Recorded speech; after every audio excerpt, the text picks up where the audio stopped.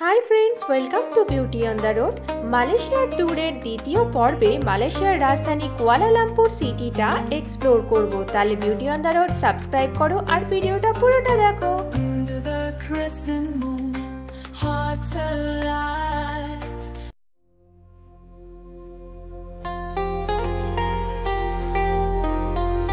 Good morning. আজকে একটা নতুন দিন আর আজকে একটা নতুন ব্লগ। আমরা আজকে কুয়ালালামপুর সিটিটাকে এক্সপ্লোর করব। তোমরা তো জানোই আমরা পুরো ট্রাভেল কিন্তু পাবলিক ট্রান্সপোর্টে করি। যেমন তোমাদের সিঙ্গাপুরে দেখিয়েছিলাম যে কতটা কম বাজেটে তোমরা এক্সপ্লোর করতে পারবে সিঙ্গাপুর, তেমনি মালয়েশিয়াতেও সেটাই দেখাবো। প্রথমেই চলে এলাম সুলতান আব্দুল সামাদ বিল্ডিং এতে। একসময় এখানেতে সুপ্রিম কোর্ট আর হাইকোর্ট থাকলেও বর্তমানে এটি মিনিস্ট্রি অফ ইনফরমেশন অ্যান্ড কালচারের অফিস। এখন আমরা যাচ্ছি সুলতান আব্দুল সামাদ পেডিস্ট্রিয়ান ব্রিজ দিয়ে। ওই দেখো সুদীপ্তা ব্রিজে হাঁটাহাঁটি করছে, আর এই হচ্ছে ব্রিজটা। কেমন একটা স্টিম মতো ওরা কি এটা ছেড়েছে, হতে পারে এটা সৌন্দর্যায়নের জন্য করা বা অন্য কোনো কারণ হতে পারে। এটা দেখো ল্যাম্পপোস্টের মাথায় জবা ফুল লাগানো। মালয়েশিয়ার জাতীয় ফুল হলো জবা ফুল, তাই এইখানকার কারেন্সিতেও তোমরা লাল জবার ছবি দেখতে পাবে। এছাড়াও বিভিন্ন সরকারি জায়গার আশেপাশে প্রচুর জবা গাছ আর জবা ফুলের সিম্বল দেখা যায়। কুয়ালালামপুর মালয়েশিয়ার রাজধানী এবং সবথেকে বড় শহর আর ট্যুরিস্টদের মেন অ্যাট্রাকশনও। সিঙ্গাপুরের মতো মালয়েশিয়াতেও রুলস কিন্তু খুব স্ট্রিক্ট। বিনা সিগন্যালে এখানেও রাস্তা পারাপার করলে দিতে হবে ফাইন।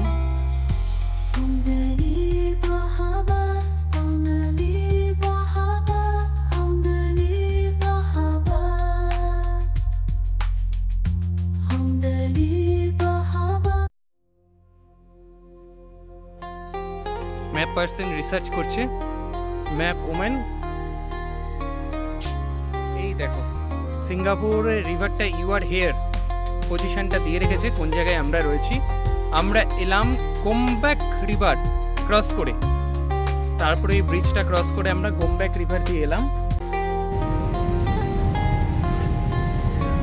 পিছনের দিকে রয়েছে মসজিদ ইন্ডিয়া, কালাং রিভার। হ্যাঁ ম্যাপ পার্সন, কোন দিকে যাবো আমরা বলো?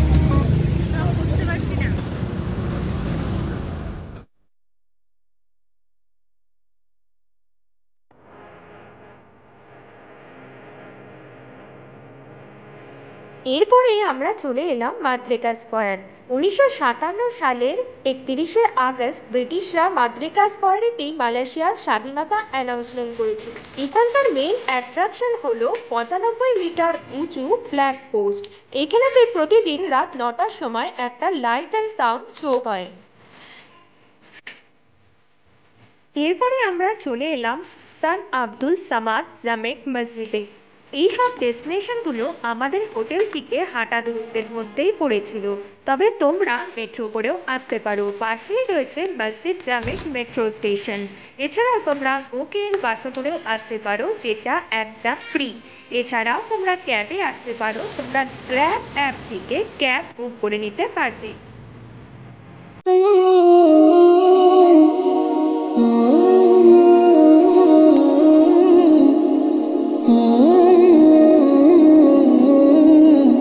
নন মুসলিমদের জন্য এখানে ভিজিটার রেজিস্ট্রেশন রয়েছে, সেই রেজিস্ট্রেশনে আমরা রেজিস্টার করিয়ে তারপরে এন্ট্রি নেব।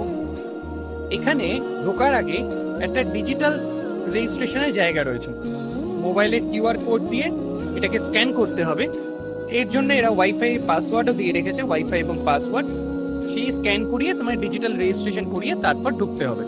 মসজিদ জামেকে মহিলাদের জন্য পার্টিকুলার ড্রেস কোড রয়েছে। হাত পা মাথা ঢাকা দেওয়া ড্রেস ছাড়া এখানেতে ঢোকা অ্যালাউড নয়। তবে কেউ যদি সেরকম ড্রেস না পরে থাকে তাহলে তাকে ফ্রিতে ড্রেস দেওয়া হয়, যেটা ভিজিটের পর ফেরত দিয়ে যেতে হয়। সুলতান আব্দুল সামাদ জামেক মসজিদ কুয়ালালামপুরের একটি অন্যতম প্রাচীন মসজিদ। 1909 খ্রিস্টাব্দে ব্রিটিশ আর্কিটেকচার A.B. হুবার এটি ডিজাইন করেন। এখানে দুটি মূল মিনার রয়েছে, এছাড়াও অনেকগুলি ছোট ছোট মিনার রয়েছে। এইখানে যে পিঙ্ক আর হোয়াইট প্যাটার্ন তোমরা দেখতে পাচ্ছ, এইগুলো ইট আর চুন দিয়ে তৈরি, আর এইগুলো ব্লাড আর ব্যান্ডেজকে ডেসক্রাইব করে।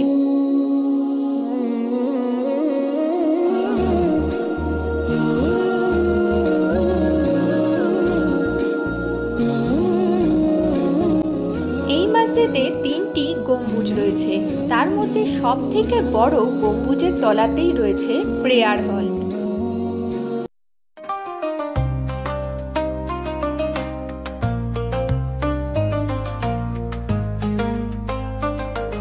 এরপরে আমরা চলে এলাম চায়না টাউনের সেন্ট্রাল মার্কেটে।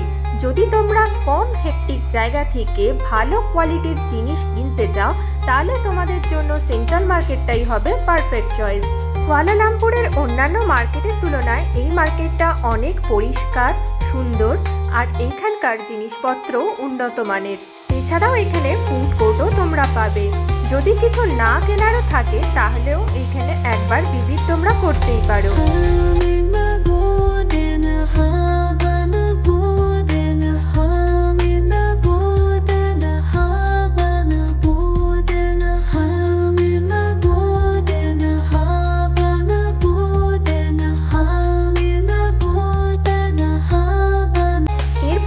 চলে এলাম সেন্ট্রাল মার্কেটের ফুড কোর্টে।